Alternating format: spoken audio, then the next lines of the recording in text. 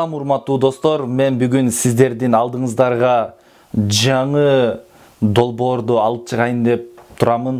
Бул долбоордун аталышы билгеним менен бөлүшөм. Мен сиздер менен билген пайдалуу нерселерим менен бөлүшөйүн деп чечтим. Ушул дегеле мен кандайдыр бир пайдалуу нерсени билсем, эгерде ушул элге, коомчулукка дегеле сиздерге пайдасын алып келе турган болсо, мына ошону менен бөлүшөйүн деп чечтим. Албетте сиздер дагы колдойсуздар деген үмүттөмүн. Анда эмесе бул билгеним менен бөлүшөм аттуу долбоордун эң алгачкы видеосу акыйкат жөнүндө болмокчу. Жашоодо бардыгыбыз эле акыйкаттуу болуш керек, адилеттүүлүк болуш керек деп эле сөз кылабыз, жарыя кылабыз, ураан салабыз. Деги эле бул акыйкат эмне экенин, акыйкатка адамдар кандай мамиле кыларын билебизби же билбейбизби? Мына ошол жөнүндө сиздерге бүгүн айтып бермекчимин. Демек, адамдар акыйкатка байланыштуу, акыйкатка болгон мамиледе адамдар 3 түргө бөлүнүшөт. Эң алгачкы түр адамдар, бул эң алгачкы биринчи түр адамдар, булар акыйкаттын акыйкат экенин билишпейт. Бул биринчи түрдөгү адамдар ак менен караны ажырата билбеген адамдар. Биринчи түр адамдар, булар ак менен караны ажырата билбеген адамдар. Булар эң негизгиси, булар билимсиз адамдар, окубаган адамдар. Ал эми, демек булар акыйкаттын акыйкат экенин билбейт экен. Биринчи түр адамдар акыйкаттын акыйкат экенин билбейт. Демек, каяка басыш керек, оң жака басыш керекпи же сол жака басыш керекпи деп булар айырма кыла алышпайт, булар айырмалай алышпайт. Биринчи түрдөгү адамдар. Ал эми экинчи түрдөгү адамдар болсо акыйкатка байланыштуу. Булар акыйкаттын акыйкат экенин билишет. Акыйкаттын акыйкат экенин аябай жакшы билишет. Бирок деген жери бар. Бул экинчи түрдөгү адамдар акыйкаттын акыйкат экенин билип туруп, булар жашырышат, акыйкатты жаап жашырышат. Булар дагы эмне? Булар дагы ийгиликсиз адамдар. Эртели кеч булардын ээрчиген, карманган, тутунган жолдору туура эмес болуп, булар ийгиликсиздикке учурашаттар. Акыйкатты ээрчибеген адамдар. Демек, биринчи түр жана экинчи түрдөн булар зыяндуу адамдар, булар ийгиликсиз адамдар. Ал эми үчүнчү түр адамдар болсо, булар акыйкатты билишет. Булар акыйкаттын акыйкат экенин билишет. Бирок булар экинчи түрдөн айырмаланып,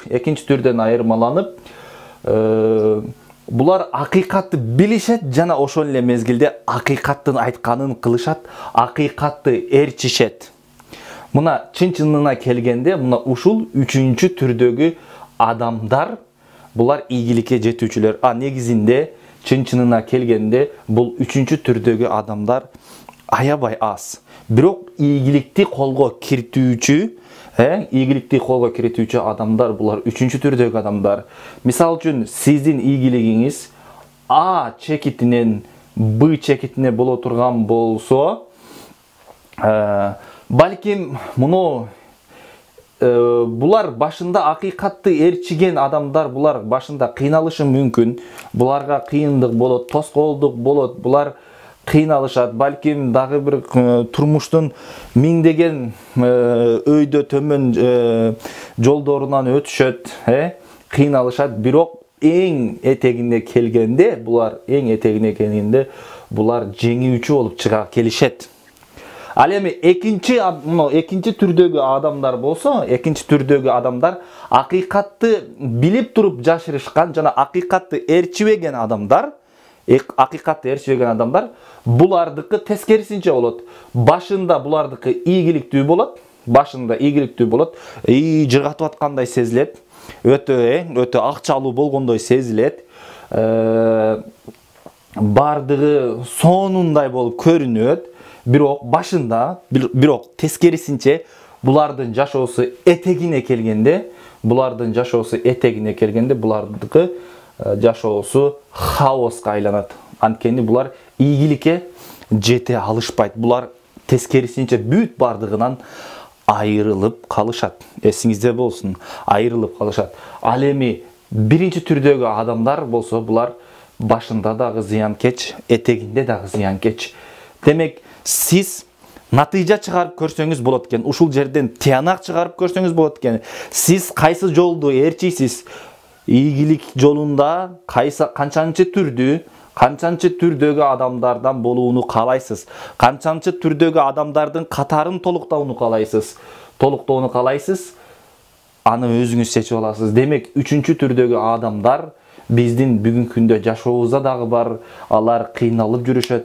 Акыйкат деп сыздап, акыйкаттын артынан чуркап жүрүшөт. Бул бирок азырынча кыйналып атышкан болушу мүмкүн. Бирок алардын жашоосу эң этегинде келгенде алардыкы жыргал болот. Мына сиз дагы, мен дагы мына ушул үчүнчү түрдөгү акыйкаттын айтканын кылган, акыйкатты ээрчиген адамдардан бололу. Демек, китептерде мындай дейт да: Ал-хакку я'лу ва ла ю'ла алейхи. Акыйкат бул ар дайым эмне болот дейт? Акыйкат бийик болот дейт. Акыйкат бийик болот. Акыйкатка эч бир нерсе үстөмдүк кыла албайт дейт. Акыйкат бул акыйкат бул жеңүүчү. Демек, сиздин колуңузда акыйкаттын желеги болсо, мына ошондо сиз ийгиликке жетүүчү адамдардан болосуз. Мен сиздерге бардыгыңыздарга ийгилик каалайм. Ар дайым туура жолдо, ийгилик жолунда болуңуздарда чын жүрөктөн тилектешмин. Урматтуу көрүүчү, демек, өзүңүз тыянак чыгарасыз. Жана эгерде биздин видеобуз жаккан болсо, видеого лайк басып, башка тууган туушкан, дос, жарлар менен бөлүшүп коесуз деген үмүттөмүн. Чоң рахмат.